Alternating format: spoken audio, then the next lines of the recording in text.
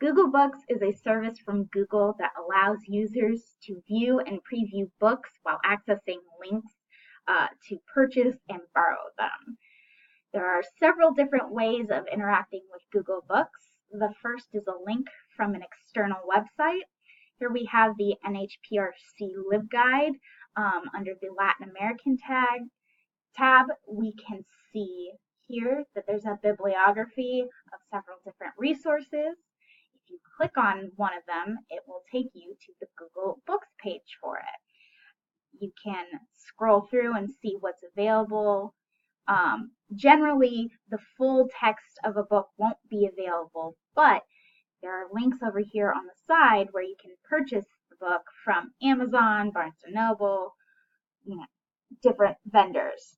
You can also click the link to find it in a library, which will link you to OCLC WorldCat's page for the item, and you can see whether it's available for borrowing in a library.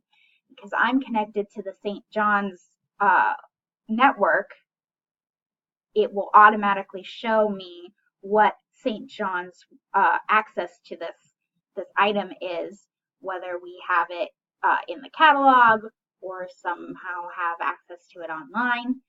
You can also, if you aren't connected to a library network, see down below local libraries that have access to this book that either have it in physical copy or online, and what you can do to try to borrow it. Another way you can access Google Books is just through a straight Google search.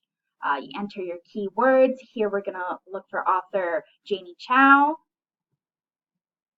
and then go to the More menu and click Books. We'll see books that her name comes up in. Here she is a contributor, so her name is here in this section, but if you scroll up to the top, you can see title page, copyright information, and contents. You can also get to Google Books through Google Scholar. Sometimes Google Scholar will contain links to Google Books.